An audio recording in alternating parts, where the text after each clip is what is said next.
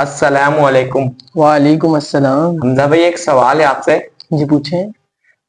دنیا میں بہت سے لوگوں کے پاس پیسہ، جائیداد، گھر، گاڑی، سارا کچھ ہے، لیکن ان کے زندگی میں سکون نہیں ہے۔ اس کے بارے میں آپ کا کیا کہنا ہے؟ جی دیکھیں، اس کا جواب ہم سب سے پہلے قرآن مجید سے لیتے ہیں، کیونکہ قرآن مجید جھوٹ تو نہیں بول سکتا۔ جی جی بے شک۔ قرآن مجید میں ایک آیت ہے جو کہ پارہ نمبر 13 سورۃ الرعد آیت نمبر 28 ہے، جس کا مطلب ہے کہ بے شک دلوں کا سکون اللہ کے ذکر میں ہے۔ جی بے شک۔ کیا ترجمہ ہے؟ بے شک دلوں کا سکون اللہ کے ذکر میں ہے۔ جی بے شک۔ تو بھی اس آیت سے ہمیں یہ چیز معلوم پڑتی ہے کہ اس میں آیا ہے کہ دلوں کا سکون اللہ کے ذکر میں۔ اب ہم اس آیت سے یہ چیز نکالتے ہیں کہ ہمیں نماز پڑھنی چاہیے، اللہ کا ذکر کرنا چاہیے، عبادت کرنی چاہیے، اللہ تعالیٰ کو راضی کرنا چاہیے۔ اور بعض اوقات کیا ہے کہ کافی بزرگان دین فرماتے ہیں کہ ذکر دو قسم کے ہوتے ہیں، ایک زبان کا ذکر اور ایک دل کا ذکر۔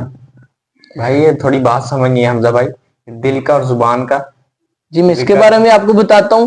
دیکھیں زبان کا جو ذکر ہے نا، وہ جب تک تسبیح چلے گی سبحان اللہ الحمدللہ اللہ اکبر یا پہلا کلمہ یا کچھ اور، وہ زبان چلتی چلتی جب تک چلے گی ثواب ملے گا۔ جیسے وہ زبان بند ہو جائے گی تو ثواب بھی بند ہو جائے گا، کیونکہ اب ہم سارا دن بول تو نہیں سکتے۔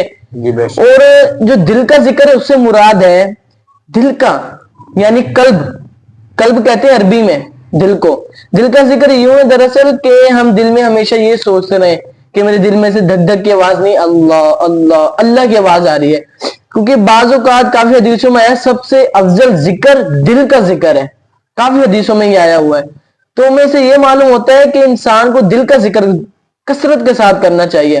نمازیں پڑھے، ہمیں چاہیے کہ ہر نماز کے بعد 5 منٹ 10 منٹ لازمی ذکر کریں کہ دل کا، کہ میرے دل میں سے اللہ اللہ اللہ اللہ اللہ کی آواز آ رہی ہے۔ دل ہوتا ہے ہمارے دائیں سائڈ اس طرف، ہمیں یہی ہمیشہ سوچنا چاہیے، کیونکہ اس میں کافی حدیثیں بھی ہیں، آیتیں بھی ہیں قرآن پاک کی۔ سب سے بڑی آیت تو یہ آپ کے سامنے میں لکھ رکھ دی ہے کہ بے شک دلوں کا سکون اللہ کے ذکر میں ہے۔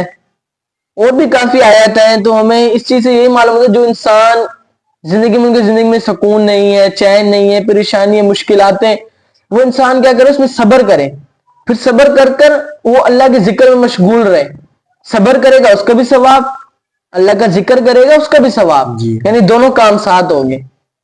تو یہی ہے آج کا میرا میسج آپ کے لیے کہ آپ بھی خود بھی ذکر کریں اور دوسروں کو بھی اس کے بارے میں بتائیں۔ جزاک اللہ خیر۔